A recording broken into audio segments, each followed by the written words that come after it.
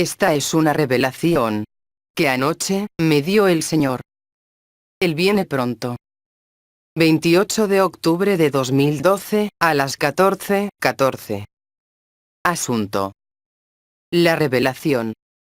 Dice la palabra de Dios, en Jeremías capítulo 23, 28. El profeta, que tuviere un sueño, que cuente el sueño. Y que aquel a quien le fuere mi palabra, cuente mi palabra verdadera. Anoche, tuve un sueño. Me vi, que estaba en un pequeño puerto, donde habían varias embarcaciones. Muchas de esas embarcaciones estaban llenas de gente. La gente estaba llevando una vida normal. Pero lo que más me llamaba la atención es que el puerto también era como un hospital. De repente, sin nadie esperarlo, se levantó una tremenda tormenta, con una furia jamás nunca vista. Y las aguas se levantaban de una manera violenta. Y levantaban las embarcaciones de arriba a abajo. Y las barcas estaban como en fila, una detrás de la otra. Y yo vi cuando la furia del agua cogió la primera embarcación, y la hundió, y la sacó por 3 veces. Pero a la tercera vez, la embarcación quedó completamente hundida en el agua. Luego la segunda embarcación le pasó lo mismo. Yo veía como la gente gritaban desesperados. Parecía algo similar a la película del Titanic. Pero ahora viene lo bueno. Y es que la tercera embarcación que estaba en la lista para ser tragada por ese huracán era la mía. O sea, donde yo estaba. Y cuando yo vi que la furia del viento estaba arrastrando la nave con tanta fuerza a ese lugar, que parecía un remolino, donde las otras 2 embarcaciones desaparecieron, yo pude agarrarme fuertemente de un ancla que había en la embarcación. Me sostenía con toda mi fuerza. Y comencé a clamar a Jesús. Bueno, debo ser honesta con ustedes. Y es que mientras clamaba al Señor Jesús, también volví a hacer la oración del pecador. Clamé y clamé, mientras veía que la barca donde yo estaba se iba a hundir.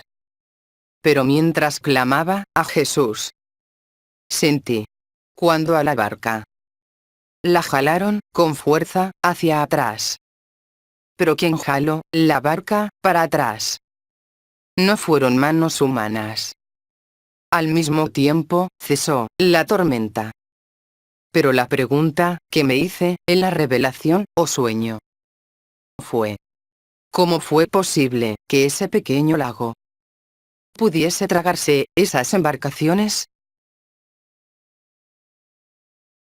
Estando en la embarcación, porque tenía varias secciones, entré a una sala. Y era una iglesia. En esa iglesia, el culto iba a empezar. Pero yo veía al pastor un poco confundido. Y era porque él no sentía de poner a predicar al predicador que habían invitado. Pero alguien de la iglesia se lo había recomendado al pastor. El pastor no quiso decirle que no a esa persona que le había recomendado a ese predicador. Antes del predicador empezar a predicar, se metió en un closet un poco oscuro que había dentro de la iglesia. Pero en ese closet había otro hombre. Ese predicador se estaba besando con ese otro hombre. Y volvió a salir del closet para predicar en esa iglesia. En ese sueño, yo me dije a mí misma: esta es la inquietud que sentía el pastor, de no dejar que ese predicador predicara. Es que está llevando doble vida. Él es predicador, pero también es homosexual. Yo podía ver todo, pues me encontraba en la parte de adelante del altar. Pero nadie podía darse cuenta que yo estaba ahí. Yo soy muy olvidadiza en cosas de sueños. Pero cuando me desperté, Lo primero que tenía en mi mente era ese sueño. Y le pregunté al Señor: ¿cuál es la interpretación de ese sueño? ¿Qué mensaje quieres darme? ¿O qué quieres mostrarme? Porque ese sueño tiene un gran mensaje. El Señor, en su infinita misericordia, trató conmigo. Este fue el mensaje y su interpretación. Las barcas representan las iglesias.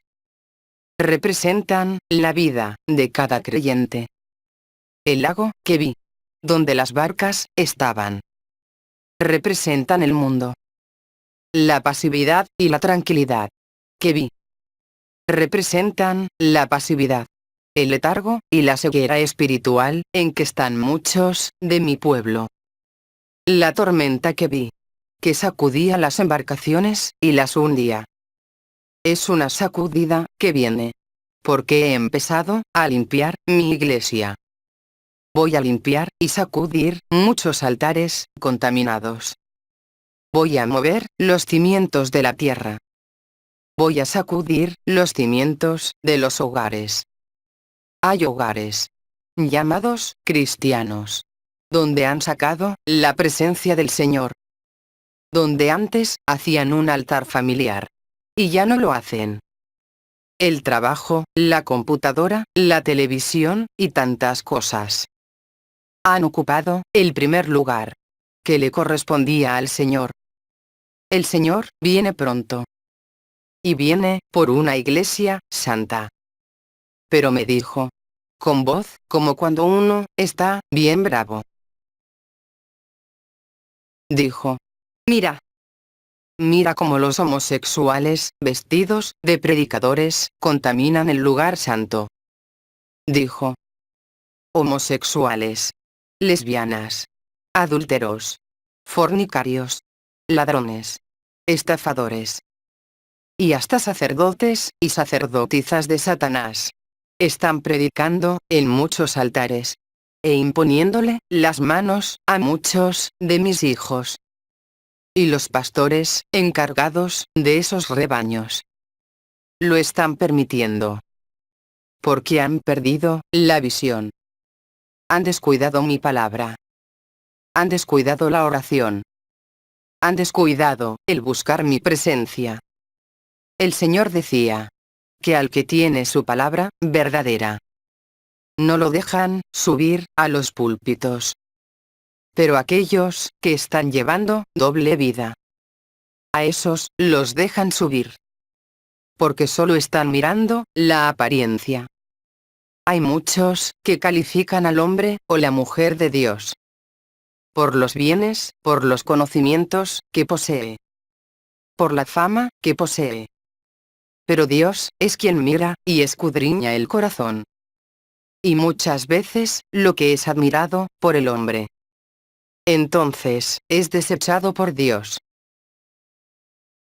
En el libro primero de Samuel, cuando el profeta fue a la casa de Isaí para ungir a David como rey, el profeta vio a Eliab, hermano de David, y pensó que ese era el que Jehová iba a ungir. Pero Jehová le dijo a Samuel: no mires su parecer, ni lo grande de su estatura, porque yo lo desecho. Porque Jehová no mira lo que mira el hombre, pues el hombre mira lo que está delante de sus ojos. Pero Jehová mira el corazón. El Señor insta a predicar a tiempo y fuera de tiempo. Los días que vienen no serán mejores. Seguirán desatándose en el mundo diferentes catástrofes mayores. El Señor nos insta a buscar su rostro, a humillarnos delante de su presencia. Porque las cosas que se avecinan solo por medio a la oración y la búsqueda continua con el Señor es que podremos permanecer de pie. No desperdiciemos las oportunidades que el Señor, en su misericordia, nos está dando. Las tribulaciones en el mundo no pararán. porque son tiempos profetizados los que se están viviendo. Atiendan a mi voz, a los mensajes de alerta que le doy a mis profetas, y a todos aquellos que hacen mi voluntad, y están metidos en la brecha. Atiendan a mi voz, porque la confusión en el mundo cada día será mayor. Pero los que creen en mí tendrán paz y conocimiento. Y cada día se prepararán más, porque saben que su redención se acerca. Mi pueblo, no te contagies ni te contamines con la vanidad y la confusión que está viviendo el mundo de hoy. Yo te apercibo, para que no te contamines y busques mi presencia. Mis hijos, cuídense y apercíbanse, porque yo estoy hablando. Porque seguirán tiempos difíciles. Terremotos, tornados y las aguas seguirán levantándose con más ímpetu. Pero no olviden que yo estoy en medio vuestro. No seamos como esas barcas que se hundieron. Esas barcas tuvieron muchas oportunidades.